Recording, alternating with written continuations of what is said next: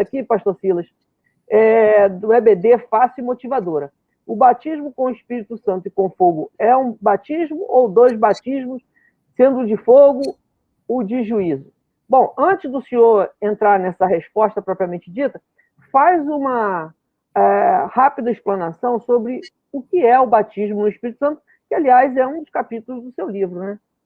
Sim, o batismo com o Espírito Santo é uma imersão plena no profetismo da Nova Aliança, no profetismo de todos os crentes. Tá? Como eu disse, você pode até experimentar graus desse profetismo, alguns graus dele, de forma fugaz, eventual, sem ser completamente imerso nessa dimensão carismática, né? Nessa bênção do profetismo de todos os crentes, que está à sua disposição como crente em Cristo. Né? Às vezes as pessoas se perguntam assim, puxa, será que alguém só pode manifestar um dom espiritual se for batizado pelo Espírito Santo? Via de regra, é através do batismo do Espírito Santo que a pessoa tem uma entrada nessa dimensão carismática. Ou seja, o batismo pelo Espírito Santo é a porta de entrada para os dons espirituais. Né? Mas, excepcionalmente, você pode ter, sim, a manifestação de dons espirituais para pessoas que ainda não imergiram nessa dimensão carismática. Mas, repito, são coisas manifestadas de forma fugaz, eventual, não de forma constante e frequente, justamente porque essas pessoas não imergiram ainda nessa dimensão carismática. Eu citei, inclusive, o exemplo dos discípulos, que chegaram a curar enfermos, enfim. Às vezes você olha assim, poxa, fulano não é batizado pelo Espírito Santo, mas prega com tanta autoridade, já vi até orando e Jesus curando os enfermos, já vi expulsando demônios. Veja, os discípulos também fizeram isso antes de serem batizados com o Espírito Santo.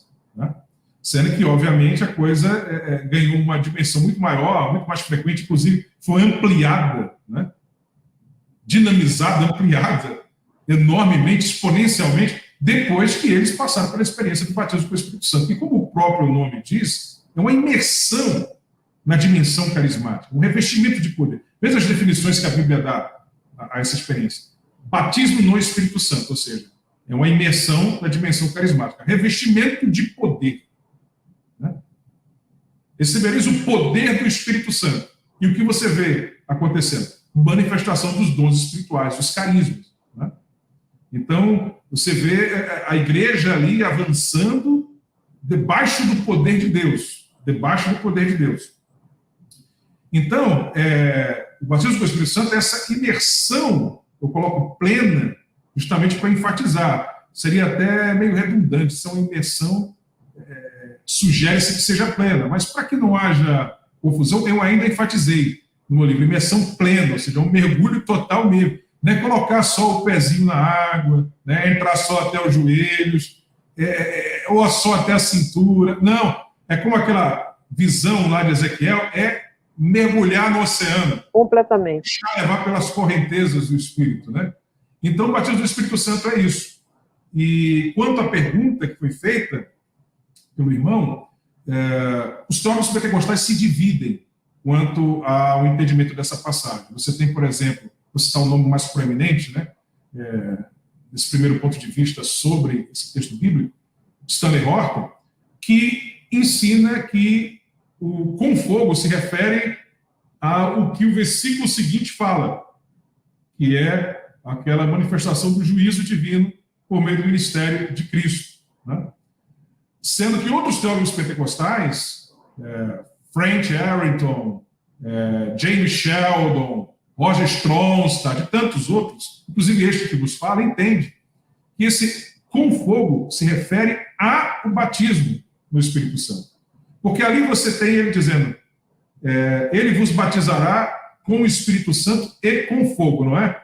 Sendo que ali no original, você não tem um com, uma preposição antes do Espírito Santo e outra preposição antes do fogo.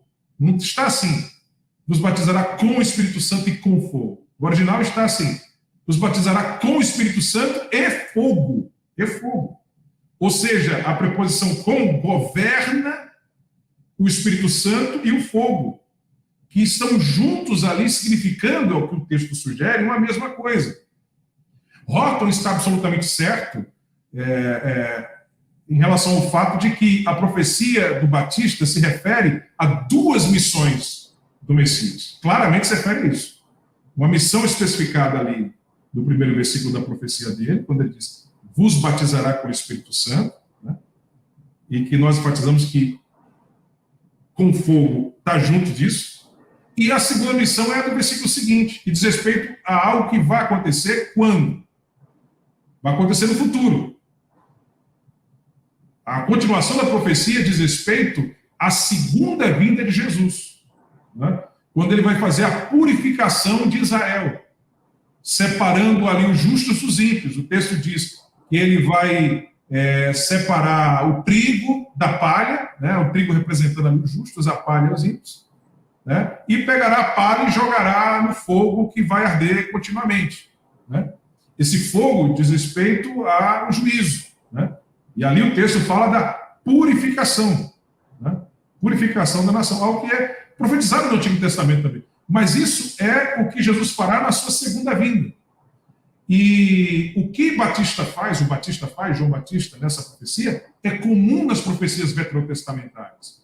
Nas profecias veterotestamentárias relativas ao Messias, as profecias misturavam coisas que iam acontecer na primeira vida com coisas que iam acontecer na segunda vida de Cristo. Por isso que, quando o Messias veio, os judeus pensavam que a vinda era uma só, em que ele em algum momento sofreria, mas que no final ele estabeleceria o seu reino sobre a terra, em que Jerusalém seria o centro do seu governo mundial, né? Estabeleceria a justiça sobre a terra, e faria a purificação da nação, enfim. Isso tudo vai acontecer na segunda vinda de Jesus. Eles não percebiam que Jesus ele viria uma primeira vez e uma segunda vez. Isso só foi compreendido depois. Inclusive, o próprio Daniel vai falar que essa compreensão virá depois. Quando ele diz em Daniel, no livro que leva o seu nome, no capítulo de número 12, que no final dos tempos a ciência se multiplicará. Ciência ali não diz respeito à tecnologia, como nós estamos vendo nos dias de hoje, ali diz respeito a conhecimento profético, conhecimento das profecias. Ele diz, com o passar do tempo, no final dos tempos, o conhecimento, ou seja, o entendimento sobre as profecias vai aumentar.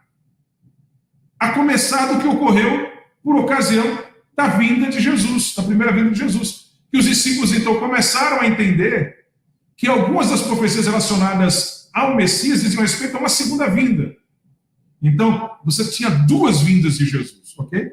Então, a profecia do Batista se refere a esses dois momentos distintos do ministério de Cristo. Um relativo à primeira vinda e outro relativo à segunda bênção. Ou seja, nós entendemos que ali o texto fala de dois fogos, né?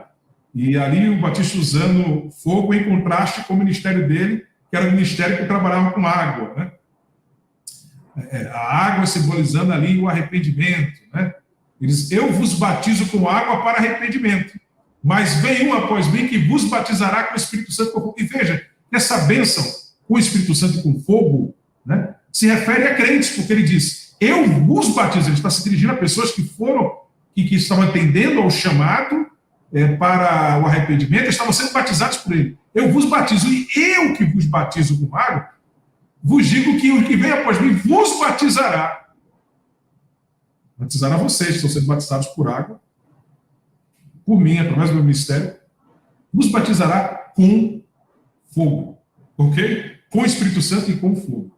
Então, eu entendo, como grande parte dos teólogos pentecostais, e não só pentecostais, tá? Teólogos não pentecostais também, como J. Carson, como João Calvino, como Adam Clarke, como David Brown, como Falsetti, como tantos outros, entendem que esse fogo se refere ao batismo do Espírito Santo. Claro que eles vão dar uma outra interpretação do que é esse batismo do Espírito, né? Esses teólogos não pentecostais. Mas eles entendem que ali é claro que o fogo está vinculado ao batismo com o Espírito Santo.